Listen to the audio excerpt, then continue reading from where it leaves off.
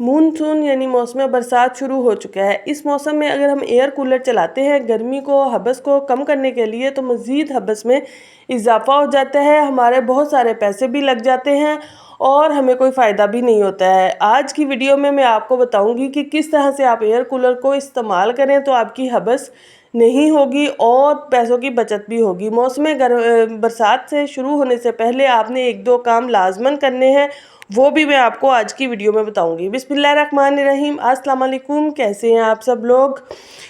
आज की वीडियो में मेरी जो सबसे पहली टिप है वो है करेलों को लेकर। करेलों को हम जितना मर्ज़ी बारीक काट लें, जैसा मर्ज़ी काट लें, हमारे बच्चे उनको पहचान जाते हैं और खाने से फ़ौरन इनकार कर देते हैं कि ये कड़वा होता है। लेकिन आज जो मैं आपको टिप्स देने जा रही हूँ, इससे आपका करेला ज़रा भी कड़वा नहीं होगा। आपने करना क्या है, आपने 1 चम्मच हल्दी और 1 चम्मच नमक लगाकर करेलों को रख देना है, तकरीबन अच्छे से मिक्स करके 1 घंटे के लिए। अच्छा, मैंने करेलों का छिलका भी नहीं उतारा है और आप यकीन जानिए, जब मैंने 1 घंटे बाद इनको साफ़ पानी से वॉश करके बनाया था तो ये इतने ज़बरदस्त बने थे। और मैंने खाली नहीं बनाए थे, मैंने बीच में चिकन डाला था। आप भी इन टिप्स को फॉलो करते हुए एक दफ़ा करेले ज़रूर बनाइएगा और आप देखिएगा आपके बच्चों को ज़रा भी पता नहीं लगेगा, क्योंकि जितनी करवाहट होती है वो सारी निकल जाती है नमक और हल्दी से। और आपने कम से कम इसको 1 घंटा लाजमन रखना है।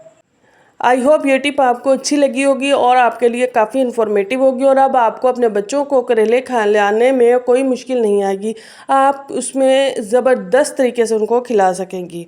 नेक्स्ट टिप जो है वो मेरी बहुत ज़बरदस्त है और बहुत हैंडी है। इसमें हम नेल पॉलिश रिमूवर अक्सर ख़वातीन को ज़रूरत होती है। इसको अगर हम बाहर जा रहे हैं तो अपने बैग में नहीं रख सकते, क्योंकि लिक्विड है, गिर जाएगा। ये मेरे पास एक फूड कलर की बोतल जो है वो खाली हुई थी। इसमें मैं रुई हो, आपके पास रुई डाल लें। अगर आपके पास फोम है तो अच्छी बात है, आप फोम भी डाल सकती हैं। मेरे पास फ़िलहाल रुई थी, मैंने रुई डाल ली। अब आपने इसको अच्छे से जो है वो रुई से या फोम से, जो भी चीज़ हो आपके पास, आप भर लीजिएगा। अब अगर आपको बड़ी बोतल की ज़रूरत हो तो आप बड़ी बोतल भी इस काम के लिए यूज़ कर सकती है। मेरे पास एक छोटी सी क्यूट बोतल थी तो मैंने इसी को इस्तेमाल किया।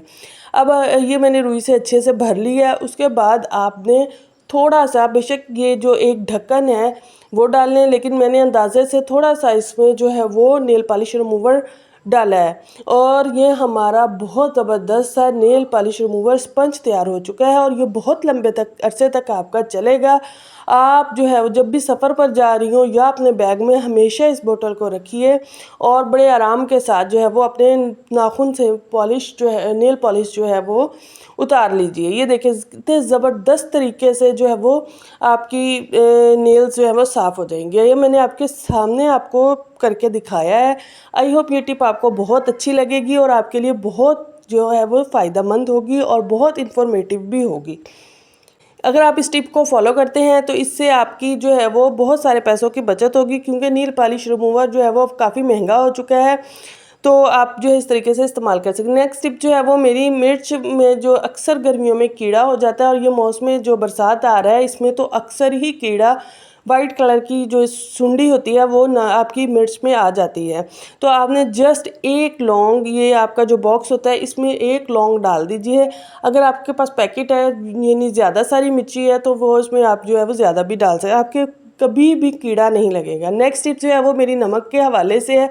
वाइट हो, ब्लैक हो, जो भी हो, तो क्या होता है कि मौसम बरसात में इसमें इस तरह से छोटे छोटे जो है वो गिल्टियाँ बन जाती हैं। आपने क्या करना है, मौसम बरसात शुरू होने से पहले इसमें 1 लौंग डाल दीजिए। आपका नमक कभी भी उसमें गिल्टी नहीं आएगी, बल्कि वो अलग अलग हो जाएगा। अगर हो भी चुका है तो वो खुद भी दोबारा से वो सेट हो जाएगा, कभी वो बोतल के साथ नहीं चिपकेगा। आई होप ये टिप आपको अच्छी लगेगी। नेक्स्ट टिप जो है वो मेरी क्लॉथ क्लिप के हवाले से है।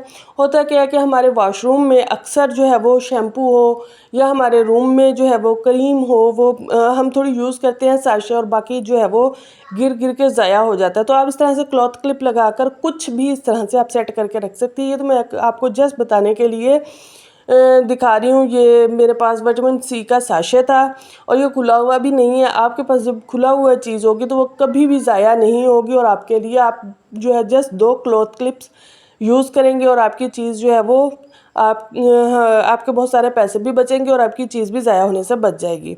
नेक्स्ट टिप जो है वो मेरी बहुत ज़बरदस्त है, ये भी मौसम बरसात के हवाले से ही है। इसके लिए आपको चाहिए लौंग, और ये जो साबुन का कवर होता है, इसमें साबुन नहीं है, जस्ट कवर है। और इसके साथ आपको चाहिए चाय की पत्ती। जी हाँ जी, मौसम बरसात में क्या होता है, हमारा किचन हो या हमारा वॉशरूम हो, इसमें अजीब सी सीलन की स्मेल आनी शुरू हो जाती है, बदबू आनी शुरू हो जाती है, हमें वो अच्छी नागवार लग रही होती है, अच्छी नहीं लग रही होती है। तो आपने करना क्या है, आपने जो है वो ये टेप ले लेनी है, इसको अच्छे से रैपर को एक साइड से बंद कर लेना है, और जो साइड ओपन है वहाँ पर आप जो है लौंग और ये चाय की पत्ती को कूट के डाल लीजिए, इसका यानी पाउडर बना के, और जी लीजिए जनाब, आपका मसला जो है वो हल होने जा रहा है। और इसके साथ इसको इस साइड से भी आप अच्छे से बंद कर दीजिए टेप के साथ, और एक डबल टेप का टुकड़ा जो है वो इसकी बैक साइड पे भी लगा दीजिएगा, जहाँ से हमने इसको दीवार के साथ चिपकाना है। और इस एक सुई ले लीजिएगा, कोई भी मोटे वाली, या सेफ्टी पिन ले लीजिए, उसके साथ जो है वो इसमें बहुत सारे जो है वो होल कर दें, क्योंकि होल से जो है वो खुशबू चाय की पत्ती की और लौंग की निकलेगी, जो कि आपके वॉशरूम की सीलन को ख़त्म करेगी और आपके वॉशरूम से नागवार बदबू का खात्मा हो जाएगा। ये देखिए, मैं आपके सामने बहुत सारे सुराख कर रही हूँ मोटे वाली सुई के साथ, क्योंकि इसके अंदर हार्ड वाला जो कवर होता है वो भी इसके अंदर है, इसलिए ताकि इसकी खुशबू ज़्यादा, साबुन की खुशबू भी ज़्यादा अरसे तक रहे। तो ये तीनों चीज़ें जो है हम मिलकर आपके वॉशरूम को खुशबूदार, महकदार बना देंगी, और कभी भी आपको जो सीलन होती है या जो मौसम बरसात की स्पेसिफिक स्मेल होती है वो आपके वॉशरूम से नहीं आएगी। यही काम आप किचन सिंक के साथ भी कर सकती हैं, क्योंकि वहाँ से भी मौसम बरसात में अजीब सी स्मेल आनी शुरू हो जाती है, तो वहाँ पर भी आप इसी तरह से इसको लगा दीजिएगा। आई होप ये टिप आपके लिए काफ़ी इन्फॉर्मेटिव और काफ़ी फ़ायदेमंद होगी, और आप इसको लाजमन फॉलो कीजिएगा और मुझे फ़ीडबैक दीजिएगा कि आपका रिज़ल्ट कैसा रहा। जो मेरी नेक्स्ट टिप है वो बहुत ज़बरदस्त है और मौसम बरसात के हवाले से बिल्कुल परफेक्ट है, और हमें इस टिप की बहुत ज़्यादा ज़रूरत होती है। होता क्या है कि हमारा एयर कूलर जो है वो बहुत सारे घरों में चल रहा होता है, क्योंकि एसी नहीं होता, एयर कूलर चल रहा होता है, तो इसके ऐसे पैड लगे हुए होते हैं। एक पैड और तरह से होते हैं, वो नहीं, जो ये वाले पैड होते हैं, इनका साफ़ सुथरा होना बहुत ज़रूरी है। इसकी सफाई के लिए आप महीने में एक दफ़ा इसको लाजमन साफ़ करें, पानी, सर्फ और हो सके तो थोड़ा सा बेकिंग सोडा डालकर, ताकि अच्छे से सफाई हो जाए। इनको निकालिए, निकाल कर अच्छे से सफाई कीजिए, ताकि इनमें से हवा का क्रॉस हो। जितना अच्छा इनमें से हवा का क्रॉस होगा, उतना ही अच्छी और ठंडी आपकी हवा आएगी।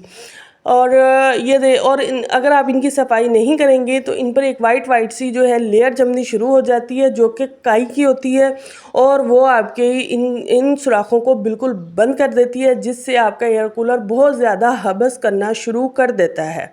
आई होप ये मेरी बात आपको समझ आ गई होगी, और अब आप अपने एयर कूलर के इन पैड्स का बहुत ज़्यादा ख्याल रखेंगी, उनकी सफाई और सुथराई का, और महीने में कम से कम एक बार इनकी सफाई ज़रूर करेंगी, ताकि ये जो पैड्स हैं आपके, ये साफ़ सुथरे हों और हवा इनमें से अच्छे से क्रॉस हो।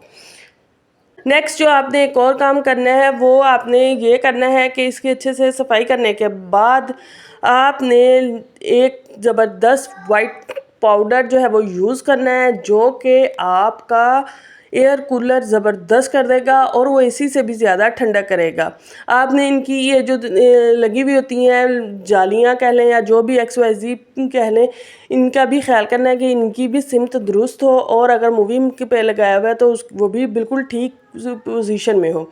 ये मेरी जो है बेकिंग सोडा है। बेकिंग सोडा आपने डालना है, जो कि आपकी हबस को, आपके कूलर को ज़बरदस्त कर देगा। आप एक चम्मच भर के जो है बेकिंग सोडा डालिए और अपने एयर कूलर की हबस की परेशानी से जान छुड़ा लीजिए। जी हाँ जी, अगर आपका एयर कूलर जो है वो ऊपर से ओपन वाला है तो आप ओपन एरिया में डालिएगा। अगर इस तरह से बंद है मेरी तरह, तो आप यहाँ से जहाँ से पानी आप डालती हैं वहाँ से डाल लीजिएगा। और दूसरा, आपने जब एयर कूलर को चलाना है तो फ़ौरन उसको हाई पे नहीं चलाना, उसको लो से आप शुरू कीजिए, फिर आप मीडियम पे आइए, फिर आप हाई पे जाइए। जब एकदम से आप हाई पे चलाती हैं तो वो कूलिंग भी नहीं करता और आपकी बिजली को भी वो एकदम से ज़िया करना शुरू कर देता है, क्योंकि जब हमारे कमरे में कूलिंग ही नहीं होगी तो हमारी बिजली ज़ाया होती है।